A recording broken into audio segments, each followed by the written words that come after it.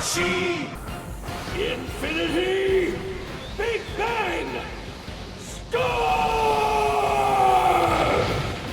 What is up, YouTube? This is Nanashi back with another Weiss Schwarz deck profile. This time I'll be showing you the all-blue anti-spiral deck.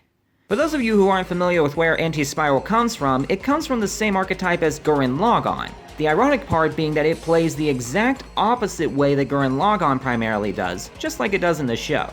And you'll see exactly what I mean when we take a closer look.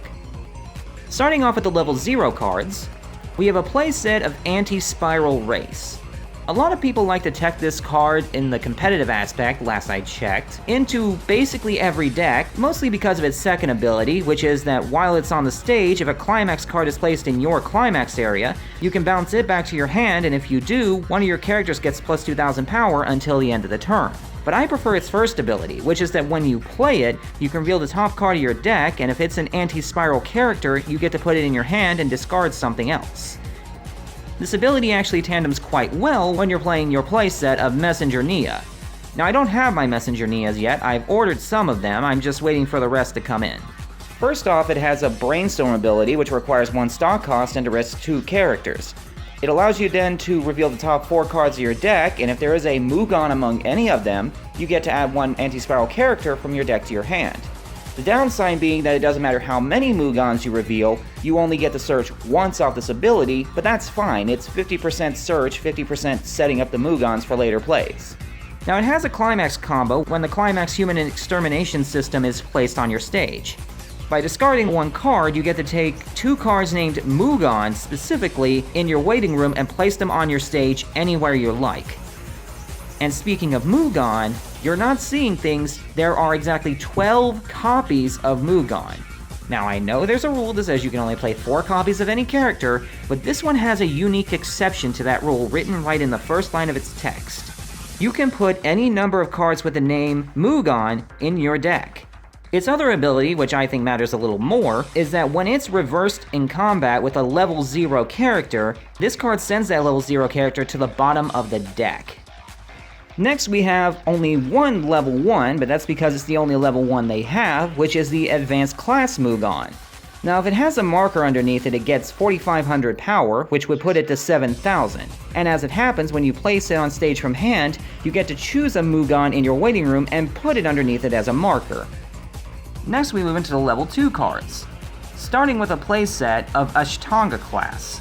It gives all other anti-spiral characters 1,000 power, but its other ability is that at the start of the climax phase, anyone who has a character whose level is higher than that player's level has to send those characters to the bottom of the deck. Next we have a playset of ku-mugann.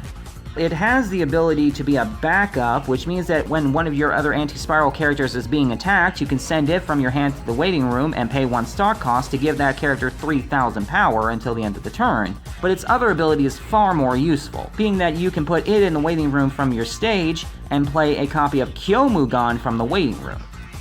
Speaking of kyo-mugann, I run a playset of this instead of my preferred 3 because, well, slim pickings when it comes to the character availability in this deck. If there is a marker underneath it, it gains 6,000 power, and, you guessed it, when you place it on the stage from your hand or by the effect of change, you get to place a ku-mugann under it from your waiting room as a marker. Next we have the level 3 cards. Starting off we have a pair of Death's Spiral Machine, a counter event card which means it can be played during the counterattack step of either player's turn. It lets you choose 2 characters on your opponent's stage that are not currently in combat and switch their positions, which guarantees that even your ku-muganns will likely have the ability to kill whatever you put on stage. The other card is a playset of Ultimate Universal Diablo Granze Boma, or at least it would be, but I don't have them yet. Now when you play him from your hand, you can send the top card of your clock to your waiting room, and it also has a Climax Combo, which requires a cost of 1 stock and 1 discard. If it attacks while the conclusion of evolution is human destruction is out, you reveal the top 3 cards to your deck and send them to the waiting room, and count up the number of cards with ku-mugann in its name among them. You add 2 to the total, reveal the top cards of your opponent's deck up to that number, and then send up to that number to the waiting room. It's a bit of an awkward ability, but it's supposed to mimic the actual feel of despair that Anti-Spiral is known to put upon you, by showing you the things that you had the potential to get, and then now knowing you're not going to get them. And finally, we have the Climax Cards. First is a playset of Humanity Extermination System. You charge 1 blue card into your stock in exchange for giving all your characters 1 soul. And if it's revealed during an attack check, that character gets +2 soul.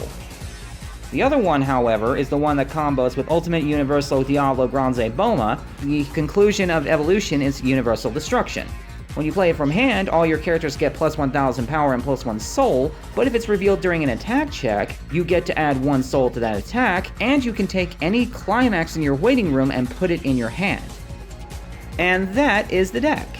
I'll be honest though, there's not a whole lot of ways you can build anti-spirals. The recipe and available cards among them is tiny. I'm not saying that the deck is bad or anything, but I do wish it had a little more variety so you could build it in more unique ways. In fact, I took a look online to see if there were any other recipes or any other ways that were better to build it as, and my recipe was pretty much identical to everyone else's, so I know I'm not doing something wrong. It just means that the deck only has so many ways it can be played, which is fine. As long as the deck functions and mimics the show, I'm going to be very happy, and I am. I thank you guys for watching the deck profile. If you can think of any way that I can improve this blue deck, feel free to let me know. In the meantime, this has been Nanashi, signing out.